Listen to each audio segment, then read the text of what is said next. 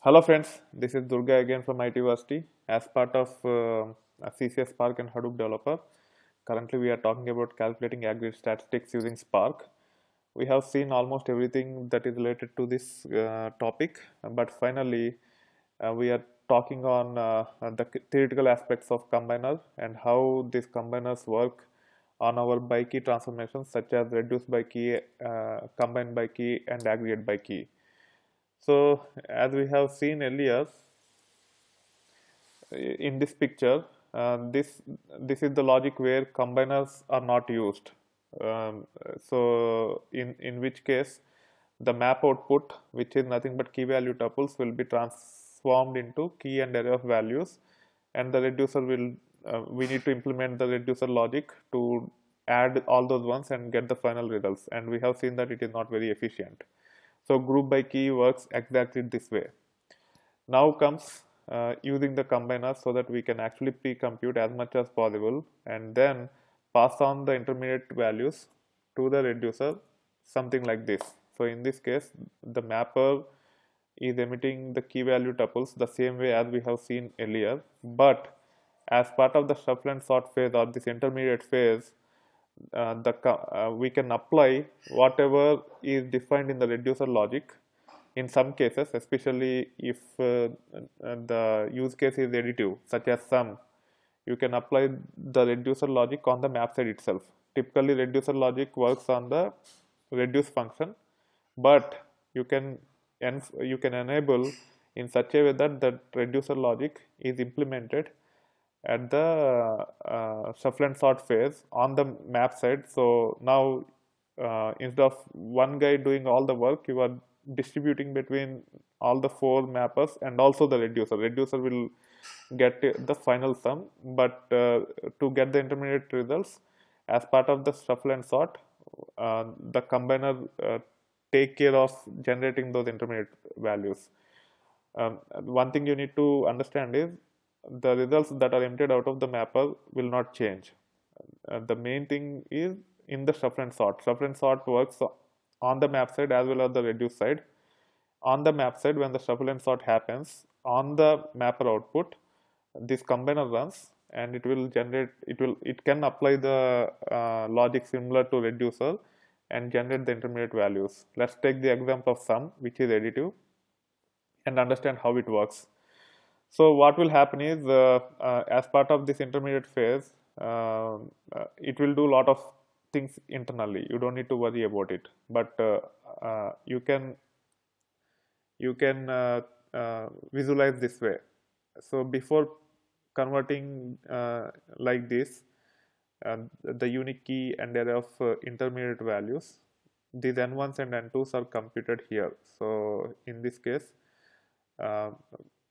as part of this intermediate phase, it might generate, it can add multiple ones and say n1 and then OS1 or OS2 m1.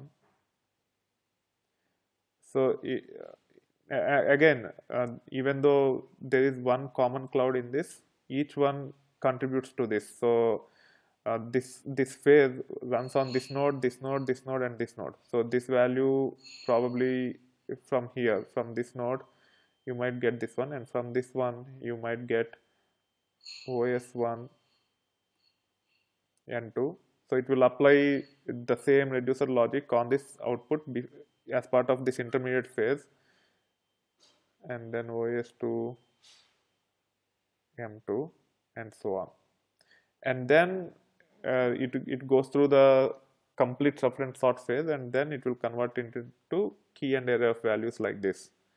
Okay, so this is how it works. Instead of reducer doing all the work, now the most of the work is delegated onto the map side itself, and on the output of the mapper, as part of the shuffle and sort phase, which runs on the map task only, it will compute those intermediate values. Again, there will be key value tuples the same way as the map output, and these key value tuples will be stored in intermediate files or intermediate memory structure, and then these key value tuples will be transformed into key and array of values. Now you can see that Here you have the intermediate values, not the array of ones, and then reducer will apply the sum or whatever operation you are trying to do, and it will give the final result. Okay, so group by key works this manner, and reduce by key works in this manner, combine by key works in this manner, and aggregate by key works in this manner. But then why there are three operations if all the three operations works in the same manner? As I have mentioned to you earlier, the operations such as additive, in which case the combine by key, combiner logic and the reducer logic are same, means the intermediate aggregation and the final aggregation logic is same. In that case, you can use reduce by key. Now, if you go into the syntax of the reduce by key in the GitHub account, you can see there is only one operation to add the values. So even though you are seeing only one operation, this operation applies on multiple layers. In this case, the operation works on this layer also, and also this layer also. So initially, when the operation works in this layer, the same accumulator plus value will be added, and these intermediate results will be computed for each of the key, and finally the same logic, accumulator plus value, will be applied here. So for this accumulator, when the accumulator plus value is applied on the intermediate layer, the values ones will be added to n1. Okay, so the values will be 1 1 1 1 for each of the key, and then it will give you the intermediate results like this, n1 m1 n2 m2 etc. And then when the final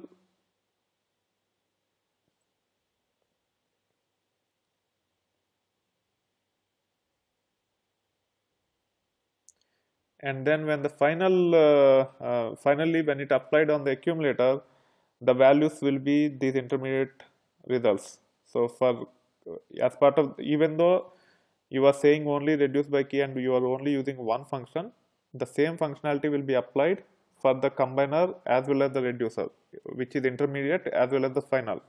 In the intermediate layer, the values will be ones, these ones, and in the final layer, the values will be these intermediate values, and those intermediate values will be added, and you will get the final sum for each of the key.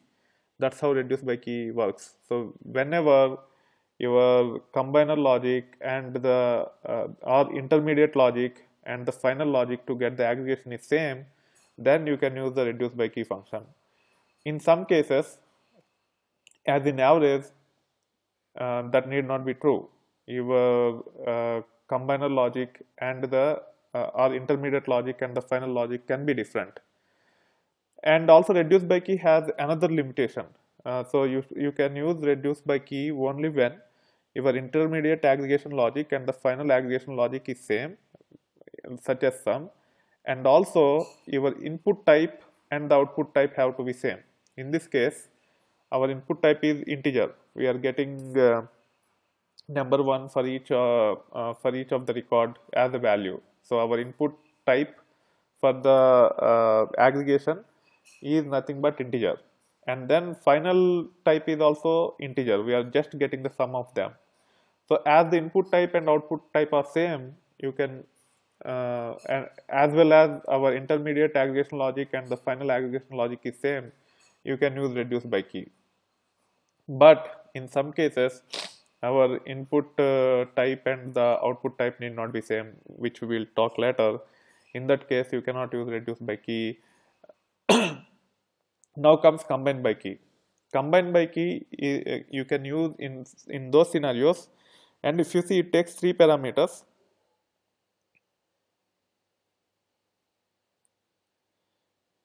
Okay, it takes 3 parameters. The first one, you can initialize a value. I am not 100% sure how combine by key the first parameter will work or will come handy. I will defer it for now. But the second and third parameters are the intermediate aggregation logic and the final aggregation logic. Okay, so you can use combine by key as well to get the sum, and you can see that both intermediate aggregation logic and the final aggregate logic are same in this case. But yeah, you should not use in this scenario, because if your intermediate aggregation logic and the final aggregation logic are same, there is reduced by key and you can use it. Combined by key comes into picture, and you should use only when that intermediate logic is different from the final aggregation logic. In that case, combined by key can be used, but the limitation for combined by key is the input data type and the output data type for the aggregate function should be same. If they are different, you cannot use combined by key. I am not sure about a case where the combined logic and the intermediate or combined logic and the final or reduced logic are same, are different, and also input data and output data type are same. I didn't get any such case, so I defer it for now. But in case if you have to try a business, if you are trying to provide a solution for a business problem, this is the criteria you need to use. For reduced by key, the input type and output type of the aggregate function should be same, and also the combined logic and reduced logic should be same. For combined by key, the input type and output type has to be same, but the combined and reduced logic can be different. In that case, you can use combined by key. Aggregate by key, the input type and output type can be different, and also the combiner logic and reducer logic can be different. So aggregate by key is the most sophisticated version of aggregate function using reducer internally. The reducer will be used the same way I have explained here. The combined logic will be applied as part of this phase, and the reduced logic will be applied on part of this phase. Okay. That being said, now let us go back to the problem statement which we have solved using aggregate by key. Till here, we have joined the data set. So here data set is joined, and this will give the order date, order ID, and the order revenue for each of the order. And then for each order date, for each order, we computed revenue by using reduced by key, and then we dumped the order ID from here. I have explained by executing step by step as part of the earlier video, so you can go back to that if you don't understand. But after looking at this, after running these 5 or 6 statements on my VM,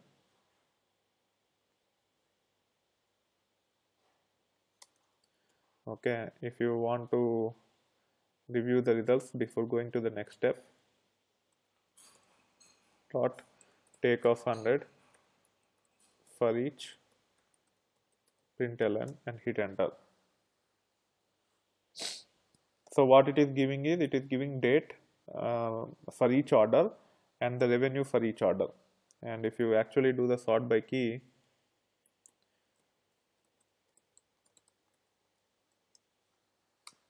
you can see that there are multiple entries for each date. Each record is represented giving revenue for each order for each day. Okay. Now to get the average revenue, we need to add these average revenue per day. We need to add these revenues for each day, and then we also need to get the count of these orders, and then we have to divide the total revenue for each day by total number of orders for each day. So that is the final outcome to compute the average. So if you think about it, the output needs to have two values. One is total revenue, and the second one is number of orders for each day. So the output data type is a tuple, okay, and the input type we only have revenue. So input data type for our aggregate function and output data type for our aggregate function is different. So we can only use aggregate by key in this case, even if the combined logic and reduced logic are same. But in our case, it's different, and now we will see it more in detail. So we need to use aggregate by key. Aggregate by key actually takes two brackets. The first one we have to initialize. So if you see let me do this. So val revenue per day aggregate by key, and here I have to use two brackets like this. In here we have to implement the combine logic and reduce logic in two separate anonymous functions, and here we have to initialize the data type which will be coming out of the aggregate function. So our data type is tuple, so tuple has to be represented in circular brackets, and the first one we want to get the revenue. So to initialize the revenue, we have to match to the data type of it. So I am specifying 0.0, and the second one is number of orders, so 0. And then as part of the second bracket, we have to provide two functions. Okay, the first one is the combine logic, which will be given before this comma, and the second one parameter for the aggregate by key is the reduce logic, which will be provided as part of after the comma. Okay, and then if you look at this, here our input is only revenue, so there is only one parameter that is being passed, or one value that is being passed for each of the record, and that is revenue. But the intermediate but the accumulator is a tuple, because we have to store both the intermediate revenue and the intermediate number of records that is used to compute that revenue. So that's why the accumulator is represented using underscore notation. So even though we are not explicitly specifying, accumulator is of type whatever we are using here, it is a tuple. So there are two elements in the tuple, and for the first element we are adding the revenue, and our revenue is of type float, which will get it from this result set, and that is being added to the first tuple, first element of the tuple in the accumulator, and the second element of the tuple is added with 1, which will give us the number of records. So as our intermediate results itself is tuple, now both the elements here which are used in the reduce function are tuples. Okay, so here both the initially the total one, which is accumulator, will have 0.0 and 0. Okay, for that we will be adding the intermediate revenues, which we will get it. So now we will try to understand from the original data set here. So let's take these 5 records, right? So you have 2013 July 25th. I am opening a new, sorry, I am creating a new worksheet here. So the input is date 1 and then revenue R1, date 1 R2, date 1 R3, date 1 R4, so on. Okay, and so we have the combine logic and we have the reduce logic. So we got only one element for the input. Okay, and what we are doing is we are creating a accumulator in the combiner, which is nothing but a tuple. So it will be initialized to 0.0 and 0. Okay, and then we are adding the revenue, which is R1 and 1. So R1 will be added to this one, and 1 will be added to this one. And then after the first iteration, the accumulator will become R1, comma 1. And after the second iteration, the accumulator, so R2 will be added to R1 and 1 will be added to this one. The accumulator will become R1 plus R2 and then 2. And after the third iteration, the accumulator will become R1 plus R2 plus R3, comma 3. Okay, number of orders. Like that, there will be multiple entries for multiple intermediate values for each of the date. Date is still the key. So after combiner, you will have for day 1 there could be, let's say, N1, which is the intermediate sum of the revenue, and N or M1. Okay, that is that could be one intermediate result for date 1, and another intermediate result could be N2, and number of records are M2. So this is the these are the intermediate values. Intermediate values are nothing but tuples, whereas here the input for the combiner is just a single element value, which is revenue, whereas the output of the combiner are tuples, and these tuples will be passed to the reducer. And what reducer will do is, for each date, it will use all these intermediate values and it will compute the final result. For initially, the accumulator again will start with 0.0, 0, okay, and then this will be added, which will be N1, M1, and then this will be added, which will be N1 plus N2, M1 plus M2, and so on. And finally, you will get the final result, which is N for the total revenue and M for total number of orders for that date, and we can divide those two values. So this is how it works internally when you use aggregateByKey. It uses the combiner, but the way combiner operates is different from the way reducer operates. Unlike in the reducer, both combiner and reducer operates the same way, and reducer is used in the use cases such as additive, and aggregateByKey is used in use cases which are not additive, such as in this case. Once this logic is applied, okay,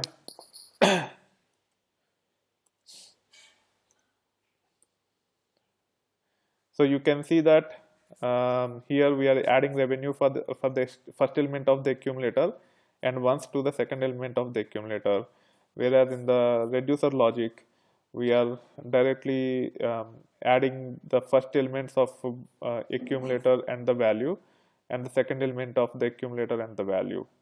Okay, and hit enter. Now you can see, I'm sorry.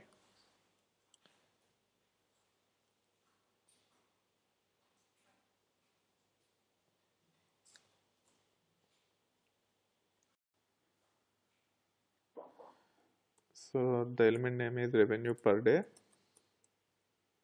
dot take of 100 dot for each println, and hit enter. Now you can see that the output value is a tuple, whereas the input is just revenue for each of the record.